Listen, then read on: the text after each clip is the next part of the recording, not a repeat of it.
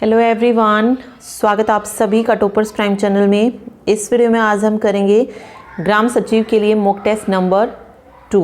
ठीक है, उसी पैटर्न पर बेस्ड होगा जिस तरीके का पेपर जो है एग्ज़ाम में पूछा जाता है। तो चलिए शुरू करते हैं। इसके अलावा अगर आप ग्राम सचिव या पुलिस पटवारी के लिए और ज़्यादा मॉक टेस्ट लेना चाहते हैं तो परीक्षा ऐप से ले सकते हैं।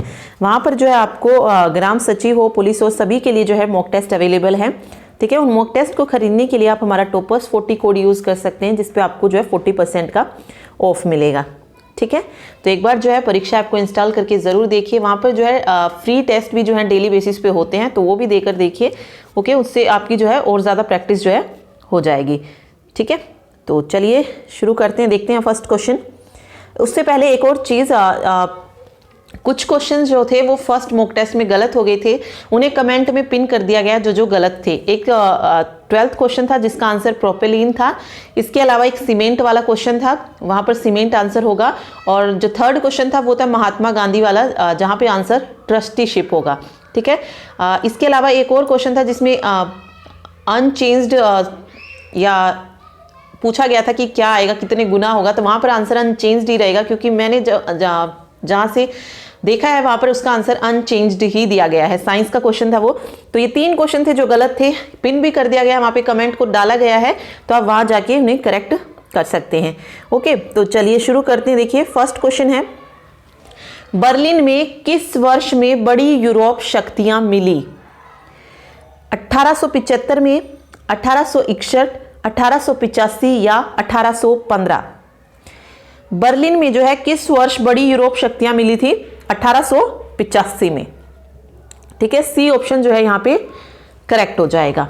नेक्स्ट देखिए, किसने कहा था जब फ्रांस चीखता है यूरोप को जुकाम हो जाता है? Metternich, Otto von Bismarck, Joseph Mazzini, Garibaldi? तो इस तरीके के क्वेश्चन क्लर्क में देखने को मिले थे। किसने कहा था, ये बहुत सारे आए थे। ठीक है, हर एक शिफ्ट में एक ना एक क्वेश्चन आपको ऐसा देखने को जरूर मिला था। तो ये किसने कहा था? ये कहा था मैटरनिक ने। ठीक है, फर्स्ट ऑप्शन।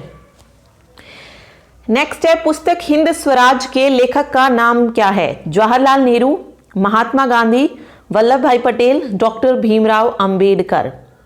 पुस्तक हिंद स्वराज किसकी बुक है? ये बुक है महात्मा गांधी की।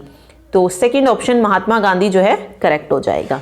ओके, नेक्स्ट है, किस राष्ट्रीय कांग्रेस स्तर में पूर्ण स्वराज की मांग को औपचारिक रूप दिया गया था? कलकत्ता 1920, नागपुर 1920, मद्रास 1927 या लाहौर स्तर 1929? तो पूर्ण स्वराज की मांग जो थी कब की गई थी? सबसे पहले लाहौर स्तर 1929 में। ठीक है, डी ऑप्शन। नेक्स्ट है, गुटेनबर्ग कौन थे? फ्रांस के महान दार्शनिक, इटली का चित्रकार, जर्मनी के महान संगीतकार या जर्मनी के महान आविष्कारक? कौन थे गुटेनबर्ग? तो गुटेनबर्ग थे जर्मनी के महान आविष्कारक। ठीक है, गुटेनबर्ग से रिलेटेड चीजें हम पढ़ चुके हैं। आप चाहें तो 10th क्लास की एनसीईआरटी देख सकते हैं, उसमें हमने पढ़ा है इनके बारे में। ठीक है, अगला देखिए, नेपोलियन कोड को आमतौर पर कहा जाता है 1805 का नागरिक संहिता, 1806 का नागरिक संहिता, 1804 का नागरिक संहिता या नेपोलियन कोड 1807?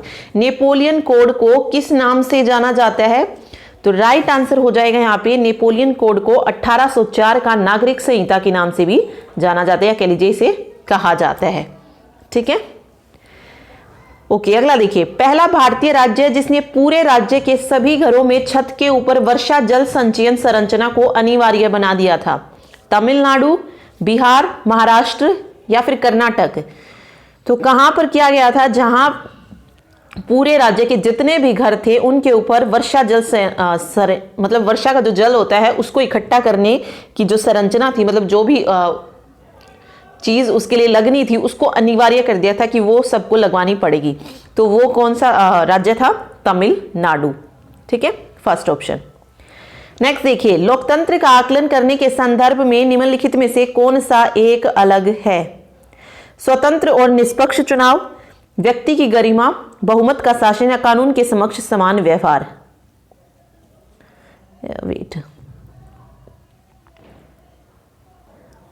तो देखिए लोकतंत्र का आकलन करने के बारे में कौन सा सही है इसमें? बहुमत का शासन। ठीक है, ग ऑप्शन जो है सही हो जाएगा। अलग पूछा है यहाँ पे। ओके, लोकतंत्र का आकलन करने के संदर्भ में जो अलग है वो कौन सा है? तो वो हो जाएगा बहुमत का शासन। ठीक है, चलिए नेक्स्ट देखिए, क्वेश्चन नंबर 9 है the non cooperation movement was called off by Gandhi ji in the year. असहयोग आंदोलन की वापसी, यानी कि उसको खत्म कब कर दिया गया था असहयोग आंदोलन को? तो ये खत्म हुआ था फरवरी 1922 में। क्यों हुआ था? रीजन क्या था? उत्तर प्रदेश में जो चोरा चोरी की घटना हुई थी जहां पे पुलिस वालों को मार दिया गया था, तो उसके कारण जो था इसे बंद किया गया था। तो राइट आंसर 1922 हो जाएगा। ठीक है, अगला देखिए, सन 1928 से 1934 में भारत में गेहूं के दाम 50% कम होने के क्या कारण थे? Why did the wheat price in Indian fell down 50% between 1928 and 1934? तो क्या रीजन था कि गेहूं के दाम जो थे वो कम हो गए थे? तो इसका रीजन था ड्यू टू ग्रेट डिप्रेशन, आर्थिक महामंदी के कारण जो था गेहूं के दाम कम हो गए थे। ठीक है, तो ड्यू टू डिप्रेशन जो है यहाँ पे सही होगा।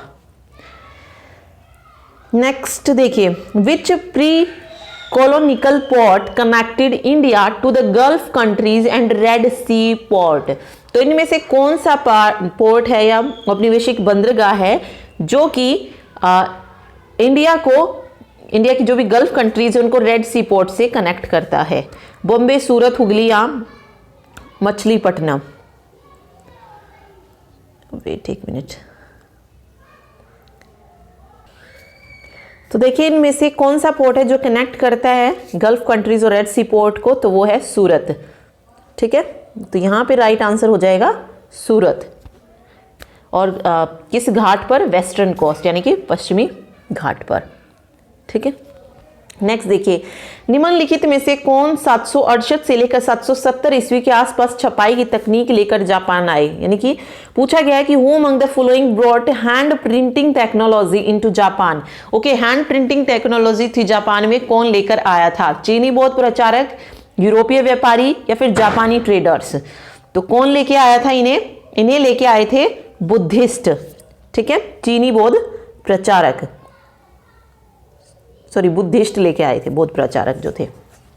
ओके, नेक्स्ट देखिए, the meaning of resource planning is? Resource planning का मीनिंग क्या है? संसाधन नियोजन का मतलब क्या है? Judicious use of resources, not successful in India, sustainable development, identification, evolving, planning, structure and matching the resource development with in national development. Resource planning यानी कि संसाधन नियोजन का मतलब क्या है? तो देखिए, संसाधन नियोजन क्या है? जुडिशियस यूज ऑफ रिसोर्सेज तो है ही, साथ में क्या है? Identification, evolving, planning, structure and matching the resources development with national development. तो यहां पर डी ऑप्शन जो है इसका करेक्ट हो जाएगा। ठीक है, अगला देखिए, निम्न स्थानों में से एक को छोड़कर सभी महाराष्ट्र की सूती मिल उद्योग हैं। मुंबई, वर्धा, नागपुर, अहमदाबाद। तो इनमें से 3 जो हैं वो महाराष्ट्र की सूती मिल उद्योग हैं और एक जो है महाराष्ट्र का नहीं है। तो वो कौन सा है? तो वो है अहमदाबाद। कहां पर है ये? गुजरात में है। ठीक है, ओके, अगला देखिए, which of the following is a fibre crop? रेशे वाली फसल बतानी है, इनमें से कौन सी है? कॉफी, टमाटर, जूट या रबड़? तो रेशे वाली फसल कौन सी होती है? जूट हुआ, कॉटन हुआ, ये होती है रेशे वाली फसल। तो बी ऑप्शन जूट जो है यहाँ पे करेक्ट हो जाएगा। ठीक है, नेक्स्ट देखिए, power is shared among different political parties that represent different candidate, same ideology, different ideology and social group या नन ऑफ दीज? तो विभिन्न राजनीतिक दलों में जो है सत्ता का बंटवारा होता है, जो क्या प्रतिनिधित्व करते हैं? विभिन्न प्रत्याशी, सेम आइडियोलॉजी या different ideology and social group? तो राइट आंसर होगा यहाँ पे power is shared among different political parties, जो कि रिप्रेजेंट करती हैं different ideology and social groups. ठीक है, विभिन्न विचारधाराएं और सामाजिक समूह। ठीक है, चलिए अगला देखते हैं। नेक्स्ट क्वेश्चन देखिए, फ्रीऑन 113 का अणुसूत्र, मॉलिक्यूलर फॉर्मूला बताना है फ्रीऑन 113 का कि क्या होगा? ठीक है, C2F2Cl4 है, C2FCl5 है, C2F2Cl3 या C2F4Cl2। तो मोलिकुलर फॉर्मूला क्या होता है फ्रीऑन 113 का? C2Cl3F3। ठीक है, तीनों में ही क्या होते हैं? 3 होते हैं, तो ये हो जाएगा सी ऑप्शन जो है यहाँ पे करेक्ट हो जाएगा, C2F3Cl3। ठीक है, नेक्स्ट देखिए,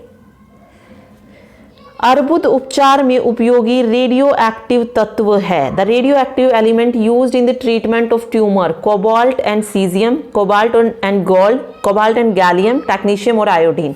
तो कौन से एलिमेंट हैं जो कि ट्रीटमेंट ऑफ ट्यूमर के ट्रीटमेंट के लिए यूज किए जाते हैं? तो वो है कोबाल्ट मतलब कोबाल्ट 60 एंड गैलियम 67। ठीक है, सी ऑप्शन जो है यहाँ पे करेक्ट हो जाएगा। नेक्स्ट है, वर्णांध पुत्री के लिए सही कथन क्या है? The correct statement for colour blind daughter, father colour blind, mother normal, father colour blind, mother vector, father normal, mother vector, father normal, mother colour blind.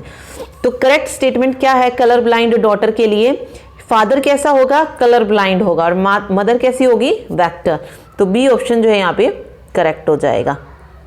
ठीक है, नेक्स्ट देखिए, पादप का नाम दिया है और उन्हें उससे वो करना है, मिलाना है। चलिए यहाँ पे देख लीजिए एक बार, अफीम है, हल्दी है, अश्वगंधा है और तंबाकू है।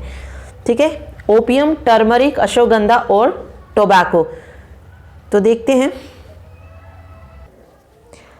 देखिए यहाँ पे अगर आपको जो सबसे इजी लगे वो आप मैच कर सकते हैं कि कौन सा एल्कालॉइड जो है किस प्लांट में मिलता है। तो सबसे इजी जो है यहाँ पे वो है टोबैको, निकोटीन।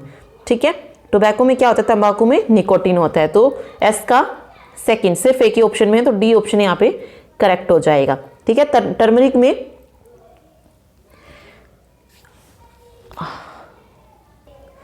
तो टर्मरिक में हो जाएगा कुरकुमिन। ठीक है, टर्मरिक में होगा।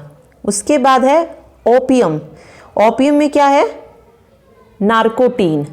ठीक है, ओपियम यानी कि अफीम में नार्कोटीन, हल्दी में कुरकुमिन, इसके अलावा तंबाकू में निकोटीन होता है और अश्वगंधा में होता है सोमनीफेरेन। ठीक है, अश्वगंधा में सोमनीफेरेन। तो डी ऑप्शन जो है यहाँ पे करेक्ट हो जाएगा। ठीक है, आगे हरियाणा जीके के क्वेश्चन है, तो चलिए करते हैं इन्हें। देखिए, फर्स्ट क्वेश्चन है, हरियाणा प्रदेश के कृषि विश्वविद्यालय हिसार में धान पर शोध कार्य कब शुरू किया गया? 1966 में, 1970 में, 1974 में या फिर 1989 में? तो शोध कार्य पूछा गया है कि कब जो है शुरू किया गया था। हिसार का जो कृषि विश्वविद्यालय है, चौधरी चरण सिंह कृषि विद्यालय, वहां पर। तो राइट आंसर हो जाएगा यहां पर 1970 में, 1970 में। ठीक है, अगला देखिए, कुरुक्षेत्र में किस स्थान पर गन्ना मिल है? शाहबाद मारकंडा, बबैन, लाडवा या पेहवा? गन्ना मिल कहां पर है कुरुक्षेत्र में? तो राइट आंसर हो जाएगा शाहबाद मरकंडा में है गन्ना मिल, फर्स्ट ऑप्शन। ठीक है, चलिए अगला देखते हैं। नेक्स्ट देखिए, नेक्स्ट क्वेश्चन है, हरियाणा की जवाहरलाल नेहरू किस नहर से निकाली गई है? भाखड़ा नहर से, यमुना नहर से, गुड़गांव नहर से या फिर भिवानी नहर से? जवाहरलाल नेहरू किस नहर से निकाली गई है? तो राइट आंसर क्या हो जाएगा यहाँ पे? जो हरियाणा की जवाहरलाल नेहरू है ये निकाली गई है तो भाखड़ा नहर से जो है ये निकाली गई है। ठीक है, जूही नहर हुआ, भिवानी नहर हुआ, जवाहरलाल नेहरू नहर हुआ, ये कहां से निकली है? भाखड़ा नहर से। ठीक है, अगला देखिए, एशिया का सबसे बड़ा पशु फार्म हरियाणा में कहां स्थित है? रोहतक, जींद, पंचकुला या फिर हिसार? तो एशिया का जो सबसे बड़ा पशु धन फार्म है जो ये कहां पर है? हिसार में स्थापित है। ठीक है, और ये कब स्थापित किया गया था? 1815 में। ठीक है, ये पशुधन फार्म जो है ये विदेशों तक मशहूर है। और इसके अलावा हिसार में कौन कौन सा है? अश्व अनुसंधान केंद्र पूछा जाता है तो ये भी हिसार में है। भेड़ प्रजनन केंद्र पूछा जाता है, हिसार में है। और भैंस अनुसंधान केंद्र भी कहाँ पर है? हिसार में है। ठीक है, याद रखिए। चलिए अगला देखिए, जिला हिसार ने कहां पर अश्व स्टेलियन केंद्र कार्यरत है। ठीक है, वही जो हमने पढ़ा भी, अनुसंधान केंद्र जो है अश्व अनुसंधान केंद्र कहां पर है? टोहना, शिवानी, हांसी या फतेहाबाद। तो कहां पर है ये? टोहना में है। ठीक है, ठीक है। अब अगर हम बात करें तो टोहना कहां पर है? फतेहाबाद में है। ठीक है, तो डायरेक्ट आपसे क्वेश्चन ये पूछ सकते हैं कि अश्व स्टेलियन केंद्र कहां पर है? तो टोहना फतेहाबाद में है। ठीक है, चलिए अगला देखिए। नेक्स्ट क्वेश्चन है, हरियाणा में किस स्थान पर सहकारी दूध संयंत्र खुले हुए हैं? जींद, भिवानी, अंबाला या उपरोक्त सभी स्थानों पर। तो यहां पे जो राइट आंसर हो जाएगा वो हो जाएगा ऑल, यानी कि सभी जगह पर। ठीक है, तो राइट आंसर हो जाएगा उपरोक्त सभी स्थानों पर। नेक्स्ट है, हरियाणा की किस नस्ल की भैंस है जो सारे भारत में प्रसिद्ध है? तुर्रा, चूसा, पुष्प या मुर्रा। तो कौन सी नस्ल की भैंस है जो कि प्रसिद्ध है? तो वो है मुर्रा। ठीक है, अगला देखिए, हरियाणा गोवंश संरक्षण एवं गो संवर्धन एक्ट किस साल लागू हुआ है? 2017, 2015, 2016, 2014। तो हरियाणा गोवंश संरक्षण एवं गो संवर्धन एक्ट कब लागू हुआ था? ये 2015 में लागू हुआ था। ठीक है, 2015। नेक्स्ट देखिए, हरियाणा में भिवानी टेक्सटाइल मिल की स्थापना कब हुई थी? 1930 में, 1933, 1937 या 1942। तो भिवानी टेक्सटाइल मिल की जो स्थापना थी हरियाणा में कब हुई थी? तो ये हुई थी 1937 में। सी ऑप्शन जो है सही हो जाएगा, 1937 में। ओके, नेक्स्ट, यमुनानगर में यमुना गैसेस लिमिटेड स्थापना कब की गई? 1973 में, 1975 में, 1980 में या 1982 में? यमुना गैस व केमिकल लिमिटेड है इसका पूरा नाम, और ये यमुनानगर में कब स्थापित जो थी की गई थी? तो राइट आंसर जो हो जाएगा यहां पे वो होगा 1973 जो है यहां पे सही हो जाएगा। ठीक है, अगला देखिए, तिलियार नामक पर्यटन स्थल हरियाणा के किस जिले में स्थित है? जींद, कैथल, रोहतक या महेंद्रगढ़। तो तिलियार नामक पर्यटक स्थल कहां पर है? रोहतक में है। ठीक है, अगला देखिए, नेक्स्ट है, ओएसिस नामक पर्यटक स्थल हरियाणा में कहां पर स्थित है? फरीदाबाद, रेवाड़ी, करनाल या भिवानी। तो ओएसिस कहां पर है? करनाल में है। ठीक है, अगला है, हरियाणा के कैथल नगर में प्रताप गेट के निकट कौन सा गुरुद्वारा स्थित है? गुरुद्वारा नीम साहिब, गुरुद्वारा छठी पातशाही, रागधार गुरुद्वारा, गुरुद्वारा नौवीं पातशाही।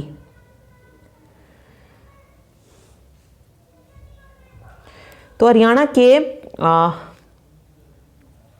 कैथल नगर में प्रताप गेट के निकट जो गुरुद्वारा स्थित है उसका नाम क्या है? गुरुद्वारा नीम साहिब। फर्स्ट ऑप्शन जो है सही हो जाएगा। ठीक है, नेक्स्ट है, गुरुद्वारा मंजी साहब हरियाणा के किस नगर में स्थित है? पानीपत, अंबाला, करनाल या कैथल। तो मंजी साहब गुरुद्वारा कहां पर है? ये भी कैथल में है। ठीक है, नेक्स्ट है, हरियाणा में किस स्थान को नवग्रह कुंडों के कारण छोटी काशी भी कहा जाता है? नारनौल को, कुरुक्षेत्र को, गुड़गांव को या कैथल को। तो नवग्रह कुंडों के कारण पूछा है तो छोटी काशी किसको कहा जाता है? कैथल को कहा जाता है। ठीक है, नेक्स्ट है, कुरुक्षेत्र में थानेसर सिटी स्टेशन के समीप कौन सा प्रसिद्ध तीर्थ स्थल है? थानेसर के पास कौन सा प्रसिद्ध तीर्थ स्थल है पूछा गया है। ढोसी तीर्थ स्थल है, ब्रह्म सरोवर है, अटकेश्वर है, पुंडरीका सरोवर है। तो राइट आंसर हो जाएगा यहाँ पे ब्रह्म सरोवर। ठीक है, हरियाणा में कैथल की कुछ दूरी पर किस महापुरुष की समाधि स्थल है जिस पर प्रत्येक वर्ष दशहरे से अगले दिन भारी मेला लगता है? बाबा हरिदास की, बाबा रामदास की, बाबा लदाना की या बाबा काली कमली वाले की। तो हरियाणा में कैथल के कुछ दूरी पर जो है किसकी महासमाधि है? बाबा लदाने की, जहां पर प्रत्येक वर्ष जो है दशहरे से अगले दिन क्या लगता है? मेला लगता है। ठीक है, नेक्स्ट देखिए, पंचवटी नामक तीर्थ स्थल कहां पर स्थित है? बल्लभगढ़ में, पलवल में, होडल में या हथीन में? तो राइट आंसर हो जाएगा यहाँ पे पंचवटी जो तीर्थ स्थल है वो है पलवल में। ठीक है, पलवल। नेक्स्ट देखिए, राजघाट गुरुद्वारा हरियाणा में कहाँ पर स्थित है? यमुनानगर, भिवानी, कुरुक्षेत्र या कैथल? तो राजघाट गुरुद्वारा हरियाणा में कहाँ पर है? कुरुक्षेत्र में है। ठीक है, कुरुक्षेत्र जिले में वह कौन सा धार्मिक स्थल है जहाँ पर बाबा लक्ष्मण गिरी महाराज द्वारा जीवित समाधि ली गई थी? बाणगंगा, वाल्मीकि आश्रम, गौड़िया मठ या प्राचीन तीर्थ? तो लक्ष्मण गिरी महाराज ने जीवित समाधि जो ली थी वो ली थी वाल्मीकि आश्रम में, कुरुक्षेत्र में है ये। ठीक है, ओके, आगे क्वेश्चन है हिंदी के। बताना है इनमें से कौन सा शब्द है जो कि देशज शब्द है? अग्नि, प्रार्थना, खेत या फिर लोटा? देशज शब्द कौन से होते हैं? जो हम आम लैंग्वेज में बोलने में जो देशी शब्द होते हैं उनको ही जो है देशज शब्द जो है बोला जाता है। तो यहाँ पे देखिए राइट आंसर क्या हो जाएगा? इनमें से जो देशज शब्द है वो है लोटा। ठीक है, नेक्स्ट है, कौन सा संबंध भाववाचक संज्ञा है? मिठाई, चतुराई, लड़ाई या उतराई? भाववाचक संज्ञा बताना है इसमें से। ओके, सॉरी, यहाँ पे पूछा है जो संज्ञा नहीं है भाववाचक, तो राइट आंसर हो जाएगा यहाँ पे मिठाई, क्योंकि मिठाई भाववाचक संज्ञा नहीं है, क्या है? जातिवाचक संज्ञा में आता है ये। तो चतुराई, लड़ाई, उतराई जो है ये भाववाचक संज्ञा में होंगी। ठीक है, अगला देखिए, अविकारी शब्द होता है संज्ञा, सर्वनाम, विशेषण या अव्यय? तो अविकारी शब्द कौन सा होते हैं? अव्यय, फोर्थ ऑप्शन। ठीक है, वारिद का पर्यायवाची शब्द है कमल, चंद्रमा, बिजली या बादल? वारिद किसको कहा जाता है? वारिद कहा जाता है बादल को। ओके, नेक्स्ट है, स्थावर का विलोम शब्द क्या है? सचल, चंचल, चेतन या जंगम? यहाँ पे पूछा है विलोम, उल्टा क्या बनेगा? स्थावर का क्या हो जाएगा? जंगम हो जाएगा। ठीक है, सम्मुख का विलोम शब्द उन्मुख, विमुख, अधिमुख या प्रमुख? सम्मुख, इसका जो विलोम बन जाएगा वो क्या बन जाएगा? विमुख। ठीक है, विमुख भी हो सकता है और नेपथ्य भी दे सकते हैं, वो तो दोनों याद रखिए। ठीक है, नेक्स्ट देखिए, जो पहले कभी न हुआ हो? अद्भुत, अभूतपूर्व, अपूर्व या अनुपम? जो पहले कभी न हुआ हो, क्या हो जाएगा यहाँ पे राइट आंसर? अभूतपूर्व। ठीक है, नेक्स्ट है, उसने कहा कि मैं घर जाऊंगा, कैसा वाक्य है? सरल वाक्य, मिश्र वाक्य, संयुक्त वाक्य या फिर प्रश्नवाचक वाक्य? उसने कहा कि, इस तरीके से जब वर्ड जुड़े हुए होते हैं तो वो होते हैं संयुक्त तो राइट आंसर हो जाएगा यहाँ पे मिश्र वाक्य है। ठीक है, क्या हो जाएगा? उसने कहा कि मैं घर जाऊंगा, ये मिश्र वाक्य है। ठीक है, जो दोनों एक दूसरे पे डिपेंड हो। ओके, अगला देखिए, अग्नि परीक्षा देने का अर्थ क्या है? कठोर ताप करना, दृढ़ निश्चय करना, साहसपूर्वक सामना करना या कठिन परिस्थिति में पड़ना? अग्नि परीक्षा देना मीन्स कठिन परिस्थिति में पड़ना। ठीक है, पर उपदेश कुशल बहुतेरे का अर्थ क्या है? बिन मांगे सलाह देना, दूसरों को उपदेश देने को आसान समझना, बिना सोचे दूसरों की सलाह पर काम करना या दूसरों की बात को शीघ्र मान लेना। पर उपदेश कुशल बहुतेरे, इसका मतलब क्या है? दूसरों को उपदेश देने को आसान समझना।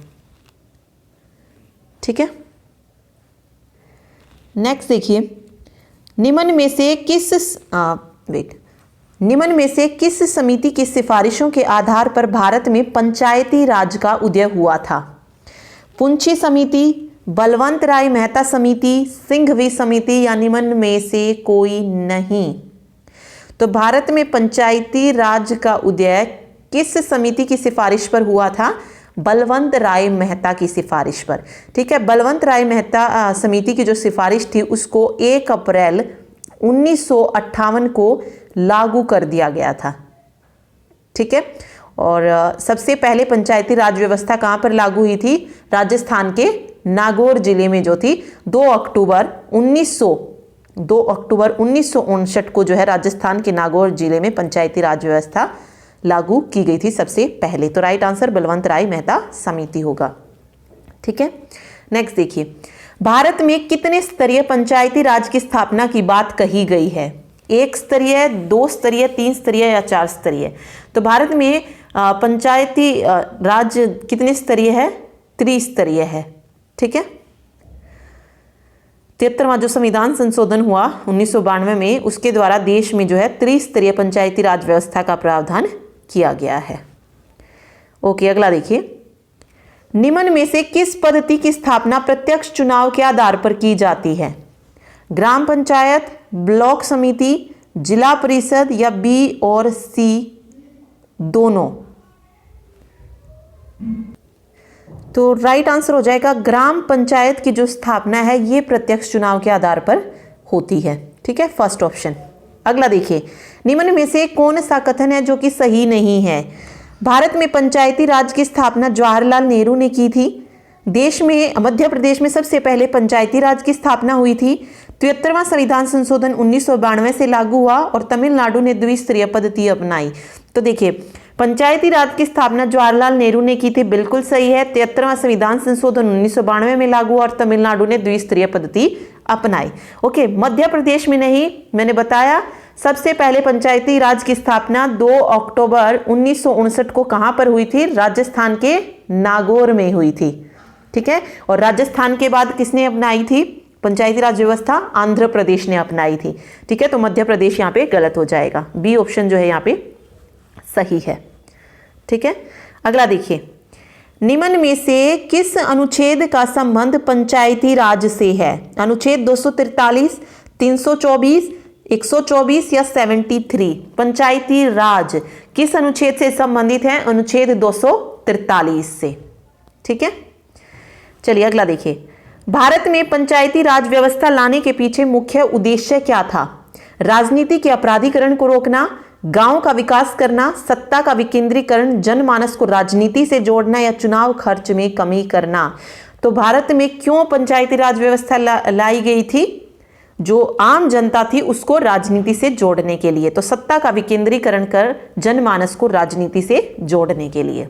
ठीक है, अगला देखिए, 73वें संविधान संशोधन ने कौन सी अनुसूची को संविधान में जोड़ा था? 6वीं, 7वीं, 9वीं या 11वीं?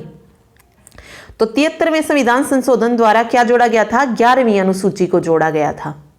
ठीक है, ग्राम सभा के संबंध में कौन सा कथन है जो कि सही नहीं है? ग्राम सभा में गांव स्तर पर गठित पंचायत क्षेत्र में निर्वाचक सूची में पंजीकृत व्यक्ति होते हैं। यह पंचायत क्षेत्र में पंजीकृत मतदाताओं की एक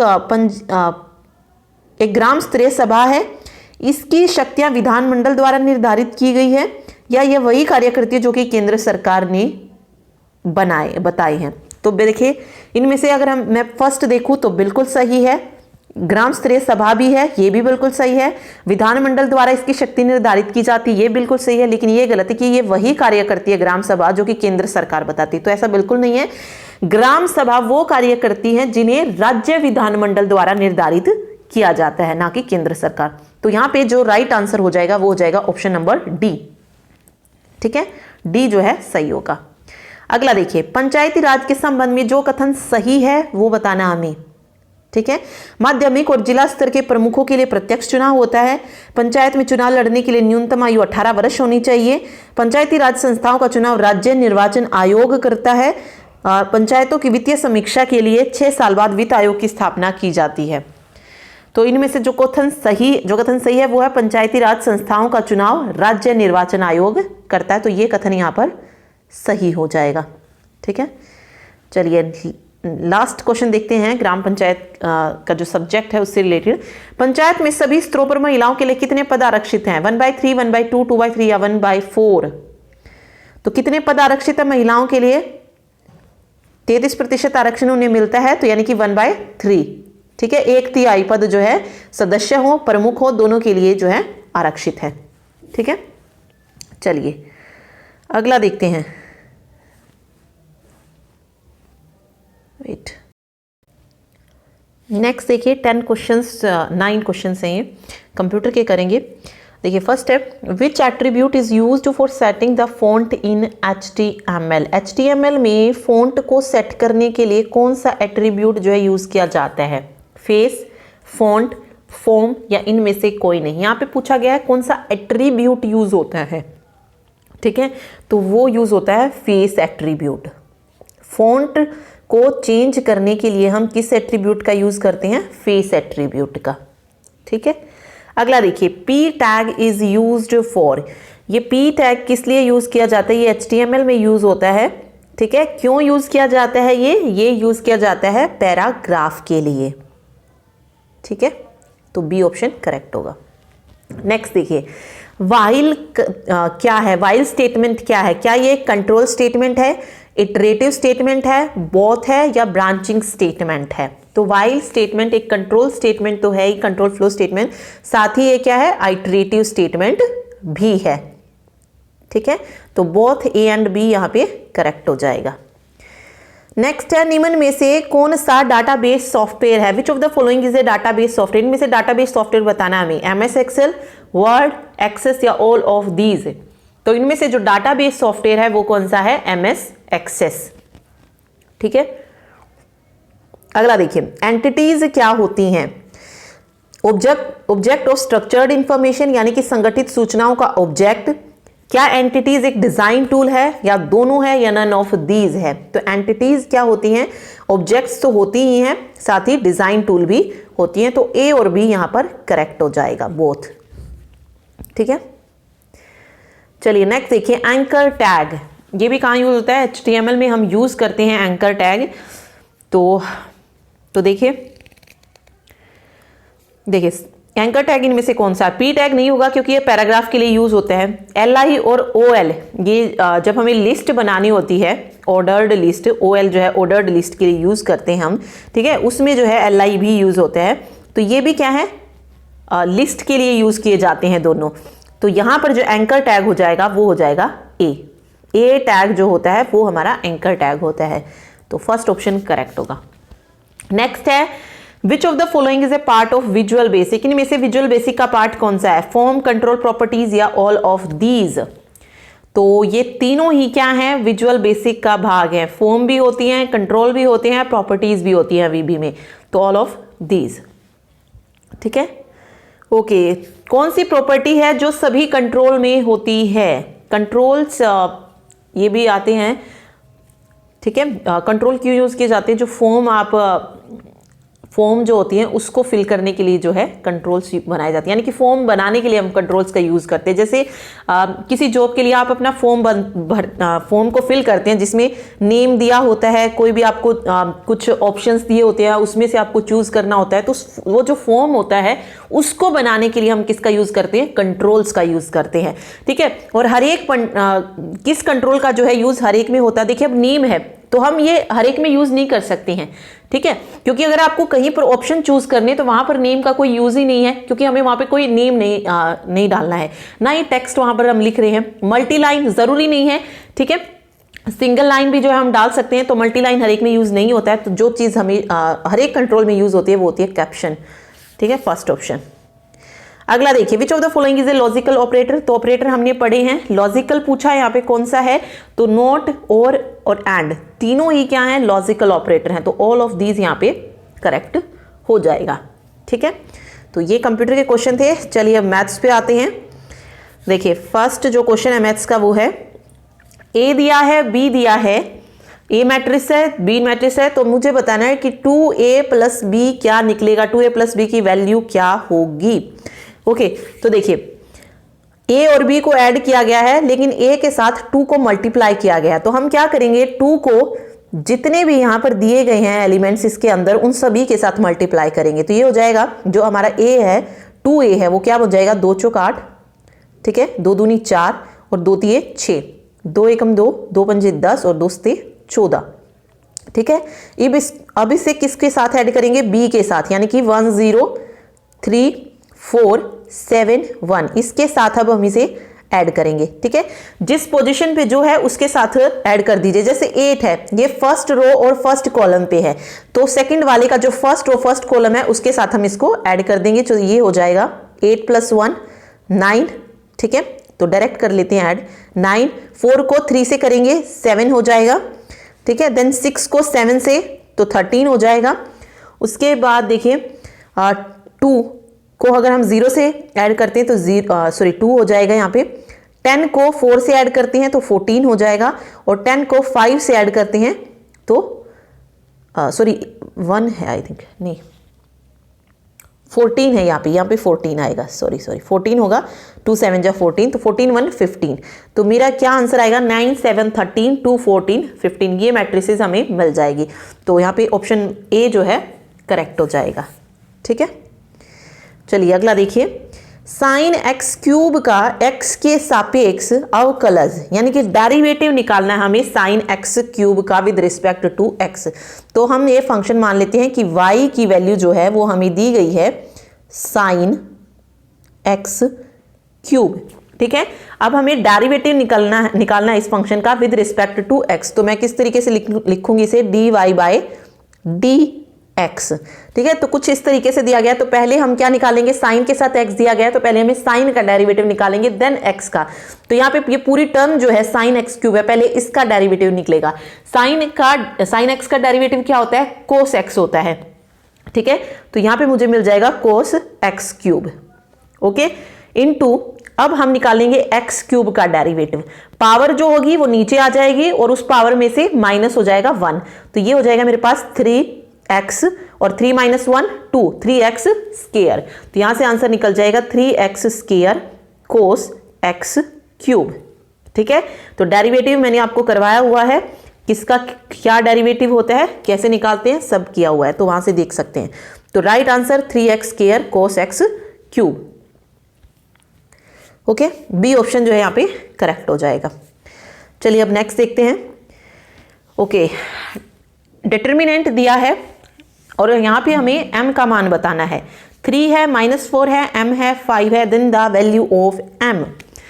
तो देखिए डिटर्मिनेंट को सोल्व कैसे करते हैं। ऊपर हम शुरुआत करते हैं प्लस से, साइन लगा लेते हैं हम यहाँ पे। तो यहाँ पे ये प्लस होता है फर्स्ट वाला, देन माइनस होता है, देन प्लस फिर माइनस, इस तरीके से चलता है। ठीक है, अब इसमें 2 × 2 का ये डिटर्मिनेंट दिया गया है, 2 रो 2 कॉलम है, तो इसमें हम डायरेक्ट निकालेंगे। ठीक है, डायगोनली जो है हम इनको क्या करेंगे, मल्टीप्लाई करेंगे। तो 5 3 = 15। ठीक है, और मैंने बताया यहाँ पे प्लस का साइन होता है और ऊपर माइनस का होता है, तो यहाँ पे हम लगाएंगे माइनस का, और -4 को m से करेंगे तो ये मेरे पास क्या बनेगा, -4m जो है यहाँ से आ जाएगा।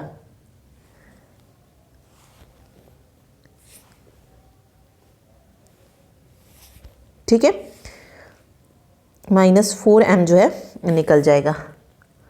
वेट एक मिनट, हाँ तो देखिए इसको कैसे करेंगे, बिल्कुल ऐसे ही करना है। डायगोनली हम लेंगे तो ये हो जाएगा 15 और ये माइनस, और यहाँ पर -4m और इक्वल टू में हम 3 रखेंगे। ठीक है, ये माइनस माइनस प्लस हो जाएगा और 15 को हम उधर ले जाएंगे, तो 4m मेरा क्या बचेगा, 3 - 15 यानी कि माइनस का 12। ठीक है, 4 को इस तरफ लेके आएंगे तो 4 3 = 12। तो m की वैल्यू कितनी निकल आएगी, यहाँ से m की वैल्यू आ जाएगी -3। तो सी ऑप्शन जो है यहाँ पे करेक्ट हो जाएगा, -3। ठीक है, चलिए नेक्स्ट देखते हैं। साइन कोस इनवर्स 3/5 दिया है, इसका मान हमें निकालना है। ओके, तो देखिए हमें क्या करना पड़ेगा, यहाँ पर जो अंदर है कोस इनवर्स, इसको कैंसिल करने के लिए साइन के साथ, तो हमें यहाँ पे साइन इनवर्स बनाना पड़ेगा। ठीक है, तो देखते हैं। देखिए कोस इनवर्स x को अगर हम साइन इनवर्स x की फॉर्म में देखें तो किस तरीके से लिख सकते हैं, साइन इनवर्स और ब्रैकेट में लगा लीजिए 1 - x का स्क्वायर। ठीक है, तो इसी को सोल्व करते हैं पहले। तो cos inverse cos inverse x को हम ऐसे लिख सकते हैं, तो ये हो जाएगा साइन इनवर्स, यहाँ पर जो x की वैल्यू है वो कितनी है, 1 - 3/5 यानी कि 9/25। इसको सोल्व करेंगे तो तो ये मिलेगा मुझे साइन इनवर्स 16/25 यानी कि 4/5। ठीक है, तो मुझे यहाँ वैल्यू मिल जाएगी साइन इनवर्स साइन इनवर्स 4/5। यहाँ पर इनवर्स नहीं आएगा। ठीक है, अब साइन को साइन इनवर्स से हम माइनस कर सकते हैं। ठीक है, कट कर सकते हैं, तो राइट आंसर मेरे पास 4/5 आ जाएगा। ठीक है, चलिए अगला देखिए।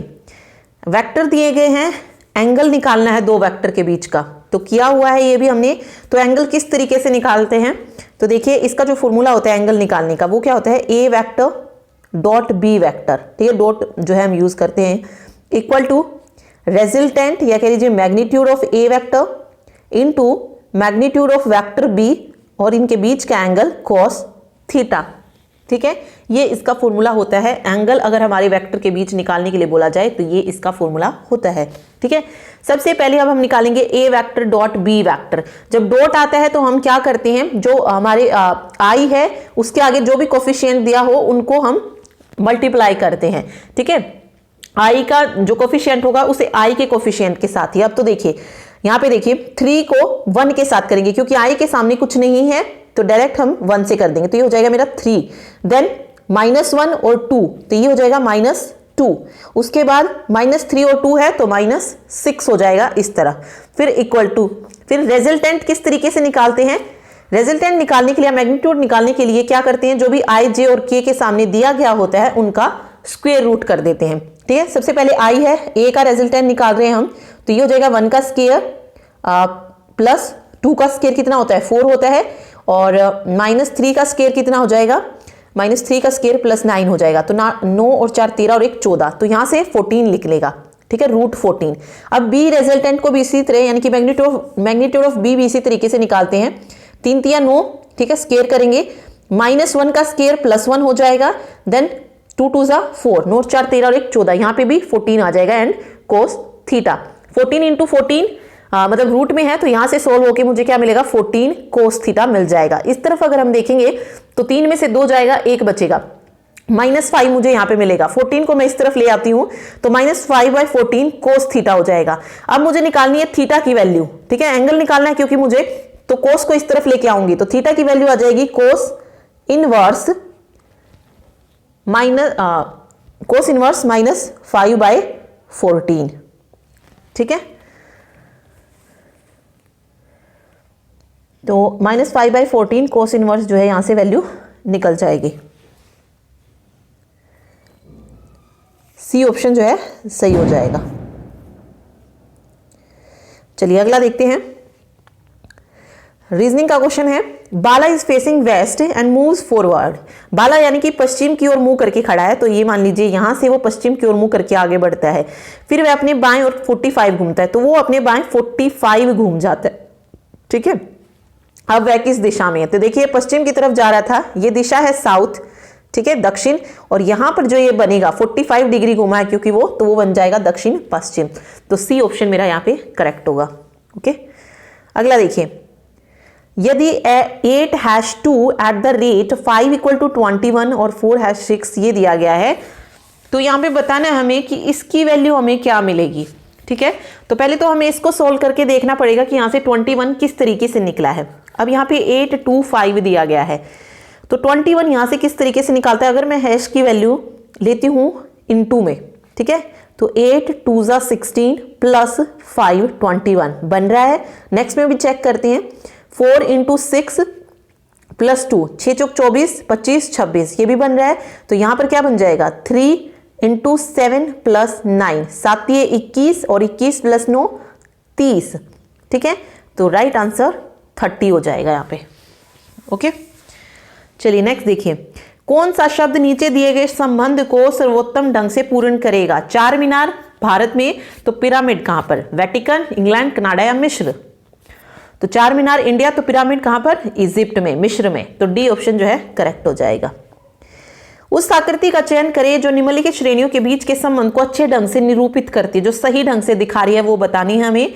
फार्मासिस्ट, पेशेवर, आर्टिस्ट और बढ़ई, यानी कि इंग्लिश में देख लीजिए, फार्मासिस्ट, प्रोफेशनल, आर्किटेक्ट और कारपेंटर्स।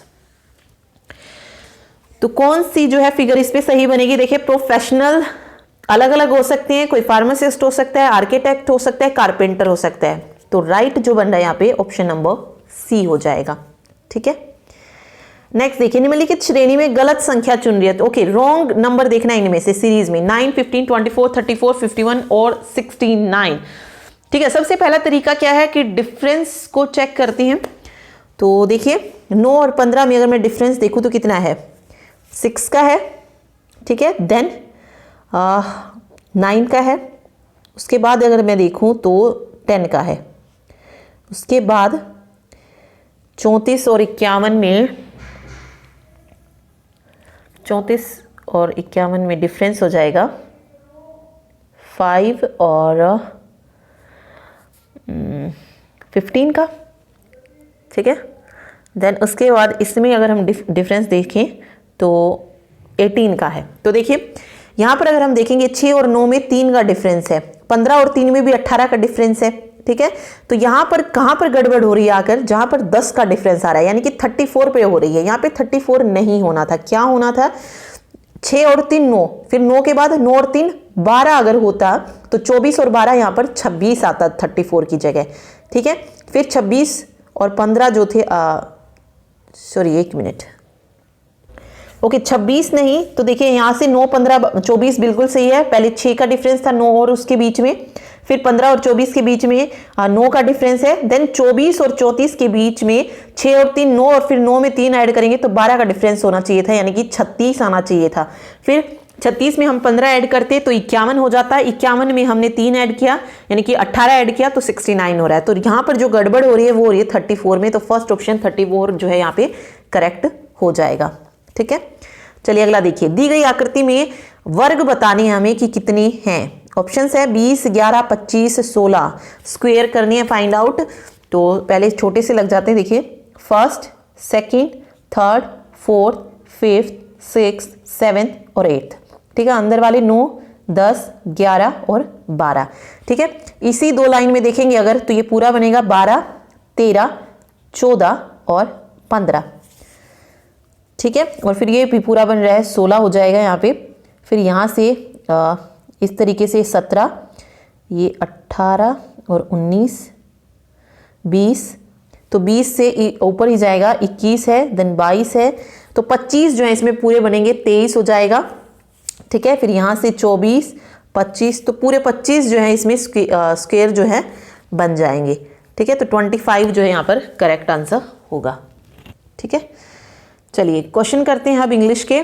फर्स्ट क्वेश्चन है, read the sentence given below to find out the any grammatical और इडियोमैटिक एरर फाइंड आउट करनी है। तो देखिए क्या है, many a man have come to India from Bangladesh to live here permanently, no error. तो यहाँ पर किस उसमें मिस्टेक है देखते हैं। देखिए मैनी ए मैन यानी कि मोर देन मैन, जब भी मोर देन वन की बात होती है वहां पर हम क्या लगाते हैं, इसके साथ सिंगुलर वर्ब का हम यूज करते हैं। ठीक है, मैनी ए मैन, तो यहां पर हैव नहीं, क्या हो जाएगा, हैज हो जाएगा। Many a man has come to India from Bangladesh to live here permanently, तो हैव की जगह क्या आएगा, हैज आएगा। ठीक है, तो बी जो है यहां पर राइट होगा। नेक्स्ट देखिए, ऐसा ही क्वेश्चन है, our football team comprises of 11 skilled players, no error. तो देखिए इसमें कि कोई एरर है या नहीं,